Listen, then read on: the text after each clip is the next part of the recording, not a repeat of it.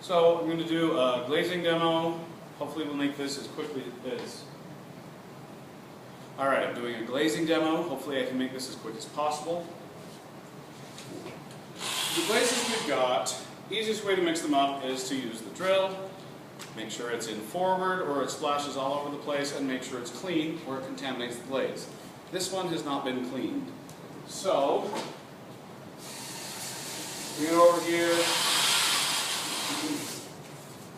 rinse it off, tap it to reduce drips, put it in the bucket. It's a variable speed drill. If you don't pull the trigger hard, it doesn't go very fast. The harder you pull the trigger, the faster it goes. If the bucket is fairly full, you should use one of these. Put the drill through there.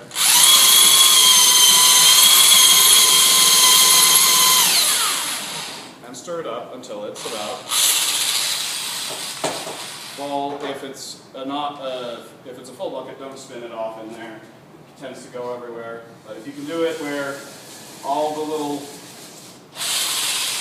drips are going to go over everywhere else, when you put it, they're only going to go hit the side of the bucket. You can spin it off. Otherwise, just tap it and come over here. When you put it away, there's a little slot for the trigger. If you release that, it'll turn on. So don't do that. If you've trimmed yours with the glaze catch and bevel and the foot the way that I recommend to do it, then the easiest way to glaze this is to hold it by the foot. Use 2 fingers makes it less fingerprints, but 3 fingers is a lot more stable. If you do your whole hand, that's annoying. Try and keep your hand as far up as possible. That's fairly stable. And this is for 1 solid coat glaze. I just dip it in there and tip my hand sideways so that the air bubbles get out, and then I flip it right side up as soon as possible. You can see that as I'm holding this, it's starting to dry. Any of these places where it was thicker, you can see the drips and all of that stuff that's coming across. That will show up in your final product as a slightly thick area or an inconsistency in the glaze. Some of those are nice because they add variety. Other ones you want a nice clean look, and so you want to eliminate them as much as possible. Then you wouldn't flip it upside down. You'd have it all drip from one side, or when it dries sufficiently, you will rub it lightly with your finger. Once you can touch it, you set it down. We're not worried about getting that bottom messed up because you're going to wipe it off anyway. That will look like this. If you've got your bevel that's clear, you wipe off the bottom and the bevel. Just like that, and that's wiped off. The inside foot needs to be wiped off if it's less than 1/8 of an inch deep. If it's more than that and you would like to keep that glazed, you may. Right here, and my other fingerprint marks where I missed some glaze, I'm going to get a little bit of glaze on my finger and just touch it to there. It usually, that overcorrects, makes it a little bit thick, so then you just wait for it to dry and then rub it lightly with either your finger or a needle tool or an X-Acto knife to get that thickness evened out so that it's not noticeable. Okay. Another thing that you can do to make your wiping off quicker is to get your wet sponge, wipe the bottom right before you dip it, and just noticing I've got, when I wrote my name, there's little goober things that I didn't clean up. If there's dust on there, that can eliminate the adhesion of the glaze and make it fall off. And so if there's a dust problem, you lightly rinse the entire thing. But that means that it's going to absorb glaze just a little bit less, and I can't dip it right away. I have to wait for it to dry, but you can see it drying visibly as you go.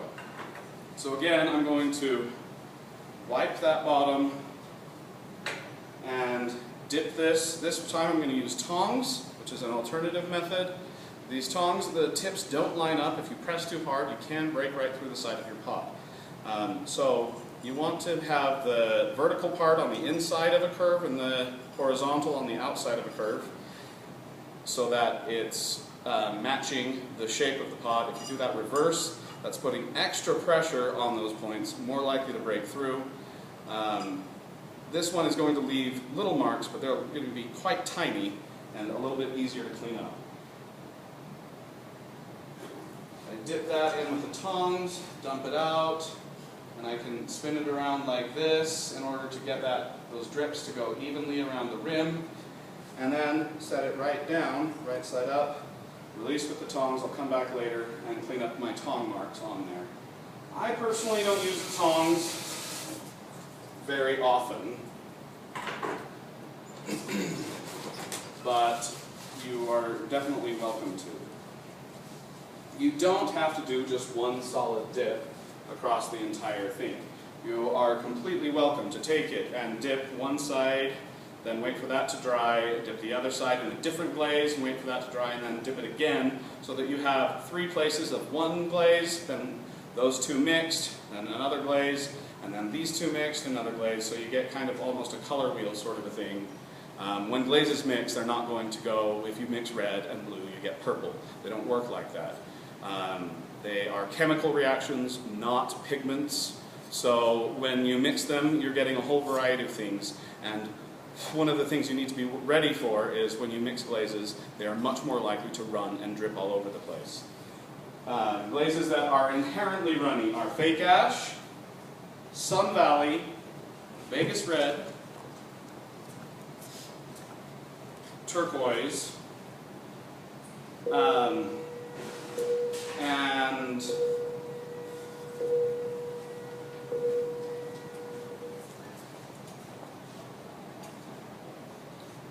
glazes that are inherently runny are Sun Valley, Vegas Red, Turquoise, Fake Ash.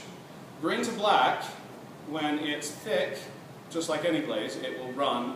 If you want to get the green colors, it has to be thick enough to run a little bit. So green to black can be one of the runniest glazes if you're going for the green. If you put a single fairly thin coat, then it's not going to be runny, and it'll be fairly stable, but it will be from dark brown to black with maybe a hint of green here and there rather than some good solid green colors.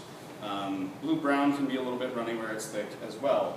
When you take 2 glazes and mix them, you're fairly likely to get a run if they contain 2 fluxes, and those 2 combine. A flux is something that makes it melt at a lower temperature, and it makes it runnier.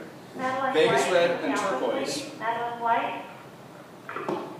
Vegas Red and Turquoise make a really pretty red when you mix them together, but they run all over the place, turn extremely red. Students, retake pictures are here. Come to the office and take your picture, pack it up. If you have retakes, take it.